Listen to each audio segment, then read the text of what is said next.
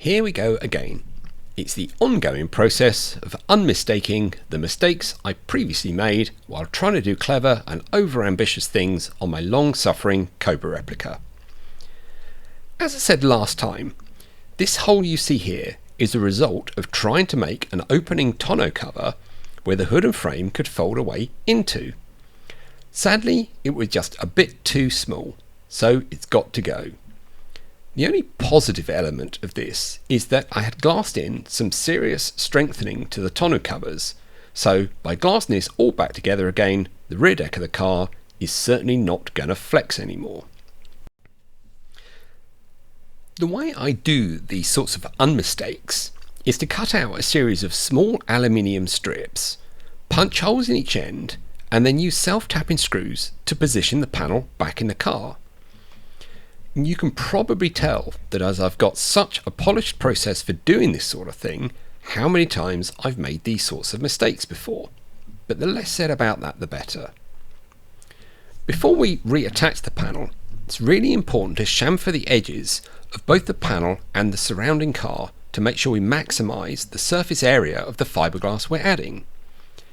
In this case, I want at least an inch each side for the glass to stick to. This obviously creates a lot of dust, but it's very important to get rid of this before we start the glassing, as if we're not careful, the glass resin will just stick to the dust and not the panel. So it was out with a hoover and time to clean up.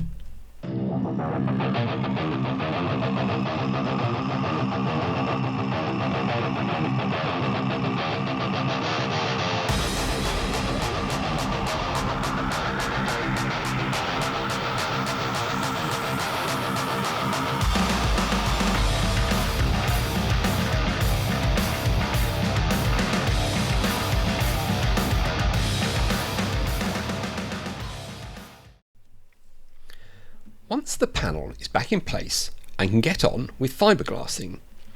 In my other videos, you've seen me using patches of fiberglass mat, but in this case, I'm using fiberglass ribbon. This is just basically fiberglass mat, but in a really convenient format that's really good for using on seams.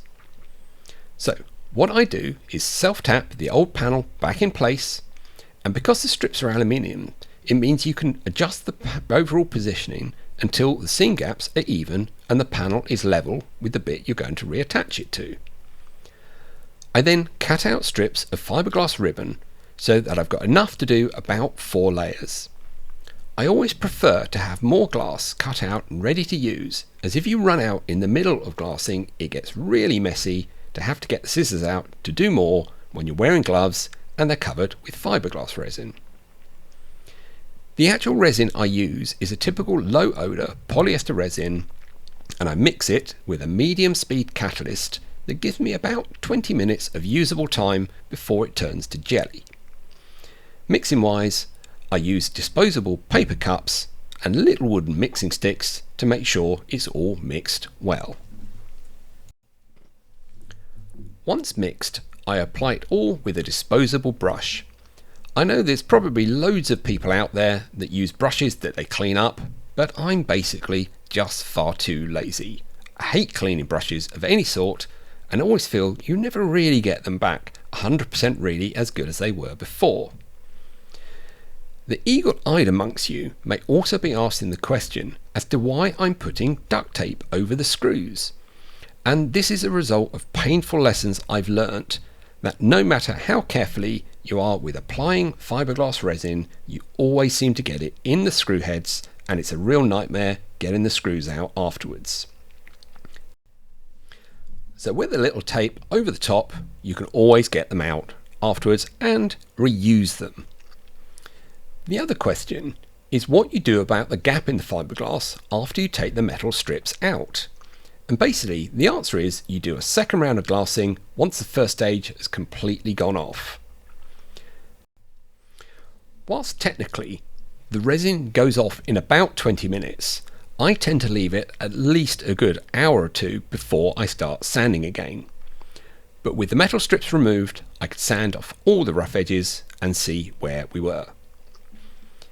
I could see now however, that we needed to do a little extra grinding where the strips had been to increase the surface area for the second round of glassing to adhere to.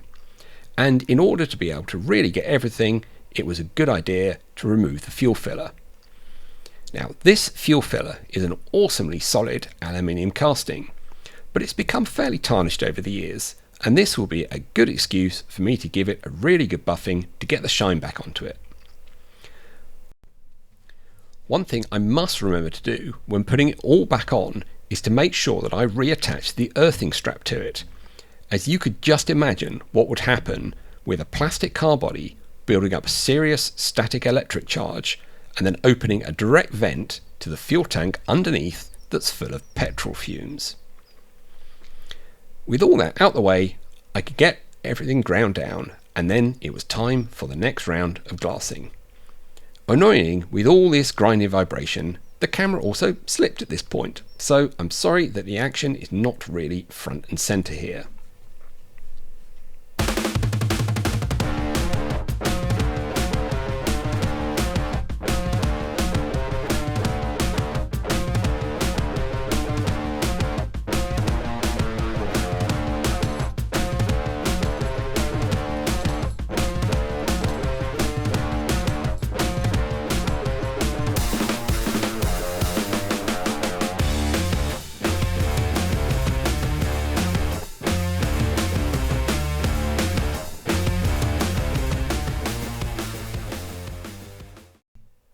Right, just before I go, it's time for the usual bit of begging for you guys to subscribe and leave some comments.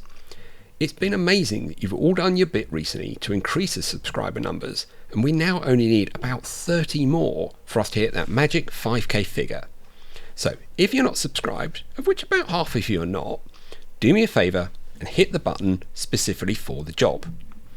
It would be really awesome if we got to 5k whilst I'm away on holiday, and it would generally just be a great Easter present for me.